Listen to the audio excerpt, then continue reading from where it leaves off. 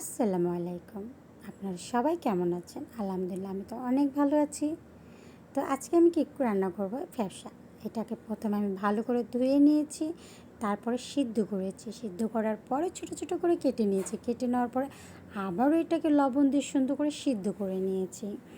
সিদ্ধ করার পর আবারও ধুয়ে নিয়েছি। ধুয়ে নেওয়ার পরে এই তো রান্না বসিয়ে দিয়েছি। এখন আমি পেঁয়াজ, তার মধ্যে এলাচ, দারচিনি দিয়ে দিয়েছি, আদা রসুন বাটা দিয়েছি। তো এখন মরিচ গুঁড়া, হলুদ গুঁড়া, জিরা গুঁড়া, ধনে গুঁড়া দিয়ে ভালো করে এটাকে ভাজা ভাজা করতেছি। এই তো গরম পানি দিয়ে দিলাম। গরম পানি দেওয়ার পরে আমি এখন এটাকে সুন্দর করে কষিয়ে নেব। কষিয়ে নেওয়ার পরে আমি আবার একটু অল্পটুকু লবণ দিলাম। তো আপনারা সাবধান, বেশি লবণ দিবেন না কিন্তু, তাহলে তো খবর আছে।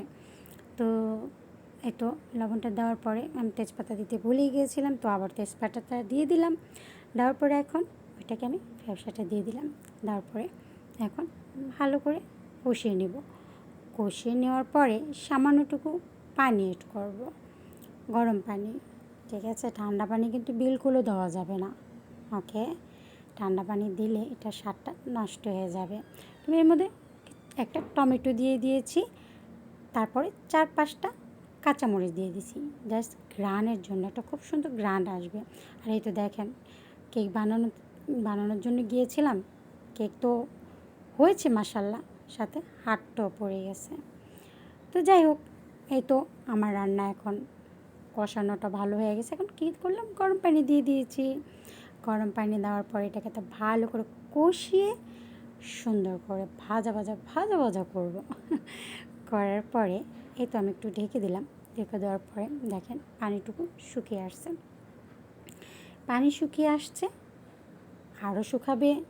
এটাকে ভালো করে রান্না করতে হবে, ভালো করে ভাজা ভাজা করতে হবে, এবং এটা একটু সিদ্ধ হতে সময় লাগে।